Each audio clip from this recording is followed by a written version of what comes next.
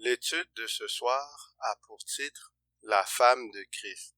C'est tiré d'Apocalypse chapitre 12. À la fin de chaque étude, deux côtés sont présentés. D'un côté, il y a l'agneau, Jésus-Christ, qui nous apporte la vérité et la vie. De l'autre, il y a le serpent, le diable, qui apporte le mensonge et la mort. Nous allons analyser ce soir l'épouse de Christ, à savoir le peuple de Dieu. Nous regarderons des caractéristiques distinctives qui permettront de connaître son identité. Alors voici une image de l'épouse de Jésus et le dragon qui attaque l'épouse. Apocalypse 12, versets 1 et 2. Un grand signe parut dans le ciel, une femme enveloppée du soleil, la lune sous ses pieds et une couronne de 12 étoiles sur sa tête. Que représente une femme dans la Bible? 2 Corinthiens 11, verset 2. Car je suis jaloux de vous d'une jalousie de Dieu, parce que je vous ai fiancé à un seul époux, pour vous présenter à Christ comme une vierge pure. Paul parlait aux croyants de Corinthe de son époque. Dans la Bible, la femme vierge représente le peuple de Dieu. Apocalypse 12, versets 1 et 2. Un grand signe parut dans le ciel, une femme enveloppée du soleil, la lune sous ses pieds et une couronne de 12 étoiles sur sa tête. Elle était enceinte et elle criait, étant en travail et dans les douleurs de l'enfantement. Que représentent le soleil, la lune et la couronne de 12 étoiles? Qui est l'enfant qui allait naître de cette femme? Matthieu 13, verset 43. Alors les justes resplendiront comme le soleil dans le royaume de leur Père. Que celui qui a des oreilles entende.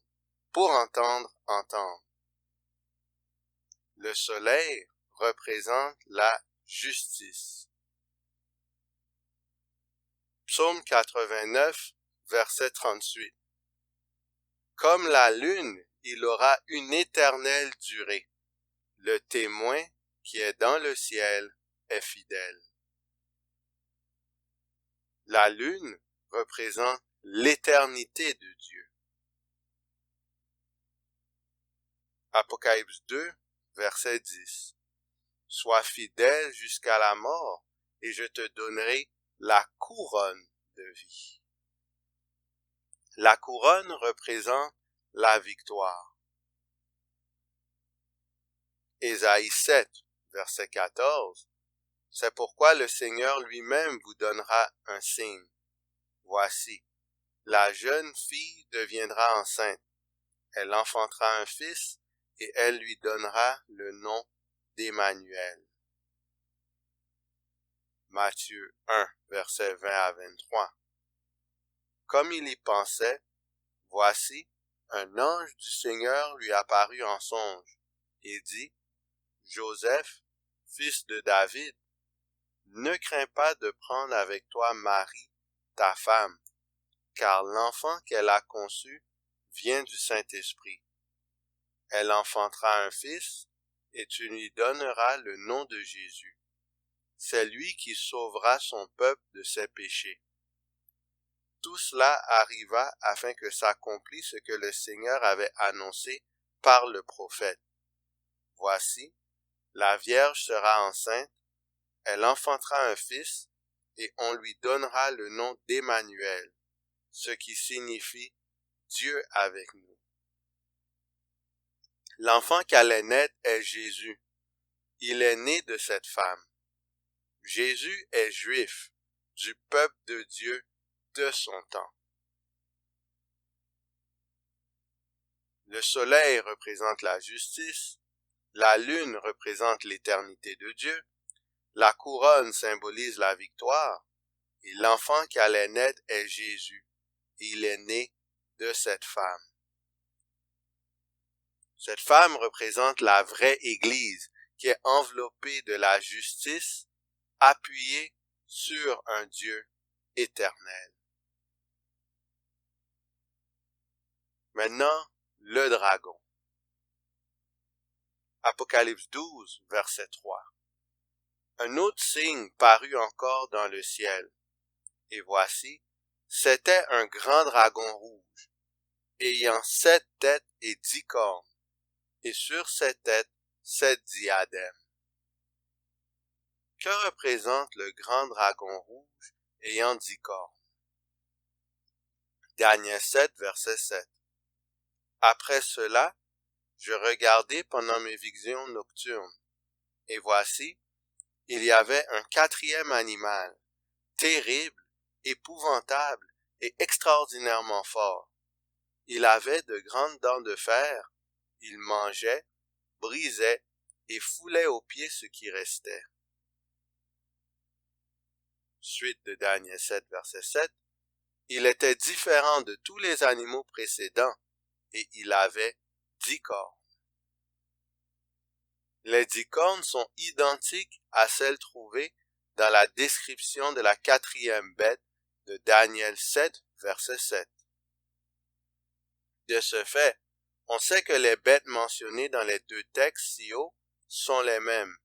Elles représentent toutes les 2 Rome. L'emphase dans cette portion de l'Écriture est mise sur la Rome païenne. Elle a été un grand instrument de Satan pour attaquer le peuple de Dieu au temps des apôtres. Apocalypse 12, verset 4. Sa queue entraînait le tiers des étoiles du ciel et les jetait sur la terre. Le dragon se tint devant la femme qui allait enfanter afin de dévorer son enfant lorsqu'elle l'aurait enfanté. Que fit Rome, contrôlée par Satan, pour tenter de tuer le Christ? Matthieu 2, verset 16. Alors Hérode, voyant qu'il avait été joué par les mages, se mit dans une grande colère, et il envoya tuer tous les enfants de 2 ans et au-dessous qui étaient à Bethléem et dans tout son territoire, selon la date dont il s'était soigneusement enquis auprès des mages. C'est à travers Hérode, le gouverneur de la Palestine soumise aux Romains, que Satan tenta de tuer Jésus. Apocalypse 12, verset 5. Elle enfanta un fils qui doit paître toutes les nations avec une verge de fer, et son enfant fut enlevé vers Dieu et vers son trône. Qui est l'enfant qui va diriger les nations avec une verge de fer? Psaume 2, versets 7 à 9. Je publierai le décret. L'Éternel m'a dit, tu es mon fils, je t'ai engendré aujourd'hui. Demande-moi et je te donnerai les nations pour héritage, les extrémités de la terre pour possession. Tu les briseras avec une verge de fer. Tu les briseras comme le vase d'un potier. Encore une fois, l'enfant est Jésus. En effet, Jésus est monté au ciel après sa résurrection. Apocalypse 12, verset 6. Et la femme s'enfuit dans le désert, où elle avait un lieu préparé par Dieu, afin qu'elle y fût nourrie pendant 1260 jours. Ceci est semblable au prophète Élie, que Dieu a nourri pour 3 ans et demi littéraux dans un lieu désigné. 1260 jours prophétiques sont égaux à 1260 années littérales. Tel que vu à travers le livre de Daniel, Cette période est de 538 à 1798. Pendant ce temps, la main de Dieu fut sur son peuple, la préservant de l'extinction. Que représente le désert? Job 38, verset 26. Pour que la pluie tombe sur une terre sans habitants, sur un désert où il n'y a point d'hommes. Le désert constitue un lieu où il n'y a pas d'habitants. Ainsi, pendant les 1260 années du règne papal, de 538 à 1798, les chrétiens sincères fuirent dans un endroit où il y avait auparavant peu d'habitants. Ce lieu servait de refuge pour ces personnes. Tout ceci suivait le plan du Seigneur pour protéger son peuple.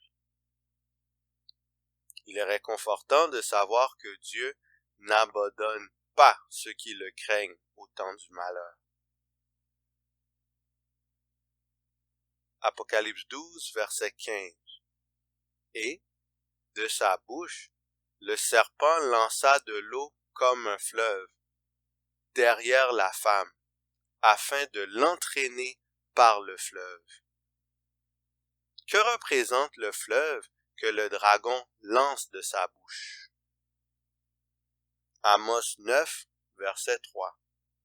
S'ils se cachent au sommet du Carmel, je les y chercherai et je les saisirai. S'ils se dérobent à mes regards dans le fond de la mer, là j'ordonnerai aux serpents de les mordre. Daniel 11, verset 40. Au temps de la fin, le roi du Midi se heurtera contre lui, et le roi du Septentrion fondra sur lui comme une tempête, avec des chars et des cavaliers, et avec de nombreux navires. Il s'avancera dans les terres, se répandra comme un torrent et débordera. Le serpent est identifié en tant qu'animal marin. Or, le fleuve ou le torrent représente l'attaque armée. En effet, Rome cherchait à détruire le peuple de Dieu par une farouche persécution durant le Moyen Âge. Apocalypse 12, verset 16. Et la terre secourut la femme, et la terre ouvrit sa bouche et engloutit le fleuve que le dragon avait lancé de sa bouche. Que représente la terre? Genèse 1, verset 2. La terre était informe et vide. Il y avait des ténèbres à la surface de l'abîme, et l'Esprit de Dieu se mouvait au-dessus des eaux. La terre fait référence à un lieu ayant une faible densité de population, comme le désert. Ce lieu a servi de protection pour tous ceux qui souhaitaient fuir de Rome. Dans quel endroit les chrétiens fidèles ont-ils cherché refuge face à la persécution papale et anglicane? Citation. À la mort d'Élisabeth Ier, Jacques VI Stuart d'Écosse est l'héritier du trône d'Angleterre. Sa suprématie dans le domaine religieux renforce son désir de monarchie absolue. L'Église d'Angleterre jouit d'un large consensus dans les années 20. Cependant, une minorité de calvinistes refuse l'Église d'Angleterre. Ils sont persécutés et certains émigrent aux Pays-Bas ou en Amérique, les pèlerins du Mayflower en 1620. Les chrétiens allèrent dans le territoire des États-Unis d'Amérique afin de trouver refuge devant la persécution intense d'Europe. Apocalypse 12, verset 16. Et la terre secourut la femme, et la terre ouvrit sa bouche et engloutit le fleuve que le dragon avait lancé de sa bouche. Dans quelle histoire biblique voyons-nous un passage où la terre engloutit quelque chose? Nombre 16, verset 30. Mais si l'Éternel fait une chose inouïe, si la terre ouvre sa bouche pour les engloutir avec tout ce qui leur appartient, et qu'ils descendent vivants dans le séjour des morts, vous saurez alors que ces gens ont méprisé l'Éternel. Nombre 16, verset 32. La terre ouvrit sa bouche et les engloutit avec Corée, comme moururent ceux qui s'étaient assemblés. Corée était un lévite qui avait eu le désir arrogant de jouer le rôle de sacrificateur, fonction réservée par Dieu aux descendants d'Aaron. Poussé par cette ambition, il excita une rébellion en Israël contre Moïse et Aaron. Le peuple voulait lapider ces derniers. Comme punition de son crime et pour protéger ses serviteurs, Dieu engloutit Corée dans la terre. Cette expérience a servi d'avertissement pour le peuple d'Israël de ne pas se donner un titre au-delà de ce que Dieu avait prescrit, ni de toucher les serviteurs choisis de Dieu. Parallèlement, le système papal a le désir arrogant de jouer le rôle de celui qui pardonne les péchés, fonction réservée par Dieu à Jésus-Christ. Poussé par cette ambition, la papauté excita une rébellion en prononçant des paroles contre le Très-Haut. De plus, elle s'est mise à persécuter son peuple. Comme punition de son crime et pour protéger son peuple, Dieu utilise la terre pour engloutir l'attaque papale. Le territoire des États-Unis engloutit le fleuve dans le sens qu'il rendit inefficace la méthode principale de destruction de Rome, à savoir la persécution. En effet, les États-Unis, étant de l'autre côté de l'océan, étaient essentiellement hors d'atteinte des papistes. Dieu démontrait, en secourant les personnes persécutées à travers le territoire des États-Unis, que son peuple était bel et bien ces gens-là. Satan, ainsi que son institution, recevait l'avertissement de ne pas attaquer le peuple de Dieu. Apocalypse 12, verset 17. Et le dragon fut irrité contre la femme, et s'en alla faire la guerre au reste de sa postérité, à ceux qui gardent les commandements de Dieu et qui ont le témoignage de Jésus. L'échec de Satan, opérant à travers la papauté, de détruire l'Église du Seigneur, intensifia sa colère. Il fut ainsi déterminé à faire la guerre au peuple de Dieu, particulièrement les restes de sa postérité. Le reste étant identifié comme gardant les commandements de Dieu, indique que ceux-ci seront le point culminant dans cette lutte entre Satan et l'Église.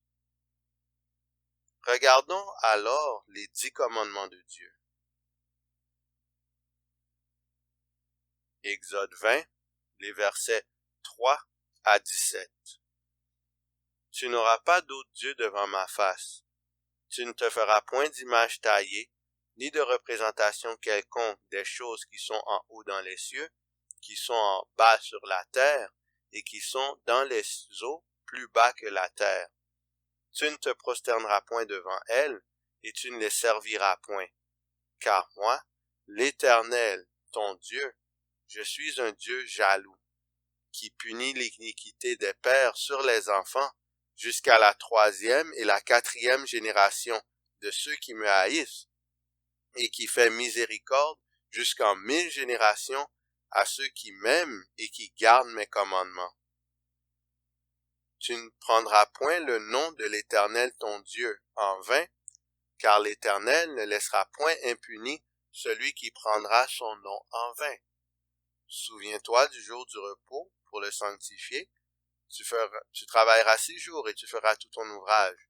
Mais le 7e jour est le jour du repos de l'Éternel ton Dieu. Tu ne feras aucun ouvrage, ni toi, ni ton fils, ni ta fille, ni ton serviteur, ni ta servante, ni ton bétail, ni l'étranger qui est en tes portes. Car en 6 jours n'était fait les cieux, la terre et la mer et tout ce qui est contenu, et il s'est reposé le 7e jour. C'est pourquoi l'Éternel a béni le jour du repos et l'a sanctifié. Honore ton père et ta mère, afin que tes jours se prolongent dans le pays que l'Éternel ton Dieu te donne. Tu ne tueras point, tu ne commettras point d'adultère, tu ne déroberas point, tu ne porteras point de faux témoignages contre ton prochain, tu ne convoiteras point la maison de ton prochain, tu ne convoiteras point la femme de ton prochain, ni son serviteur, ni sa servante, ni son bœuf, ni son âne, ni aucune chose qui appartienne à ton prochain. La vraie Église, en ce temps de la fin, garde tous les commandements de Dieu. Aucun commandement n'est mis de côté dans cette Église. Apocalypse 12, verset 17. Et le dragon fut irrité contre la femme, et il s'en alla faire la guerre au reste de sa postérité, à ceux qui gardent les commandements de Dieu et qui ont le témoignage de Jésus. Une autre caractéristique de la véritable Église est qu'elle possède le témoignage de Jésus. Quel est ce témoignage? Apocalypse 19, verset 10. Et je te tombai à ses pieds pour l'adorer. Mais il me dit, garde-toi de le faire. Je suis ton compagnon de service et celui de tes frères qui ont le témoignage de Jésus. Adore Dieu, car le témoignage de Jésus est l'esprit de la prophétie. Le témoignage de Jésus est l'esprit de la prophétie. La véritable Église, en cette fin des temps, peut prédire les événements à venir à travers la Bible. Quels sont les livres bibliques qui traitent spécialement des événements de la fin? Daniel 12, versets 4, 9 et 10. Toi, Daniel, tiens secrète ces paroles et scelle le livre jusqu'au temps de la fin. Plusieurs alors le liront et la connaissance augmentera. Il répondit, va, Daniel, car ces paroles seront tenues secrètes et scellées jusqu'au temps de la fin. Plusieurs seront purifiés, blanchis et épurés. Les méchants feront le mal et aucun des méchants ne comprendra. Mais ceux qui auront de l'intelligence comprendront. Apocalypse 1, versets 1 à 3. Révélation de Jésus-Christ, que Dieu lui a donné pour montrer à ses serviteurs les choses qui doivent arriver bientôt, et qu'il a fait connaître par l'envoi de son ange à son serviteur Jean, lequel a attesté la parole de Dieu et le témoignage de Jésus-Christ, tout ce qu'il a vu. Heureux celui qui lit et ceux qui entendent les paroles de la prophétie et qui gardent les choses qui y sont écrites, car le temps est proche. Les 2 livres que le peuple de Dieu doit connaître sont Daniel et Apocalypse. Luc 11, versets 17 et 23. Comme Jésus connaissait leurs pensées, il leur dit, Tout royaume divisé contre lui-même est dévasté, et une maison s'écroule sur une autre. Celui qui n'est pas avec moi est contre moi, et celui qui n'assemble pas avec moi disperse.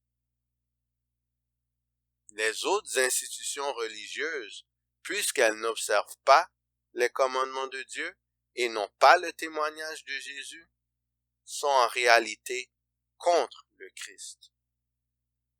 Ces églises appartiennent déjà à Satan et supportent sa cause contre Jésus. C'est pour cela que le diable ne les attaque pas. Sur ce, qui allons-nous choisir? Choisissons-nous le peuple de Jésus-Christ?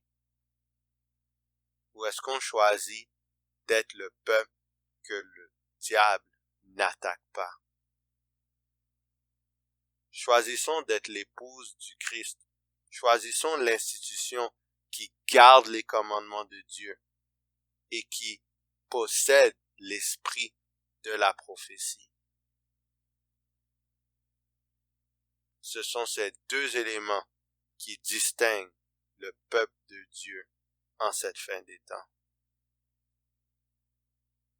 Soyons prêts à suivre l'agneau partout où il va, et il nous accordera la victoire lorsqu'il viendra chercher ses enfants.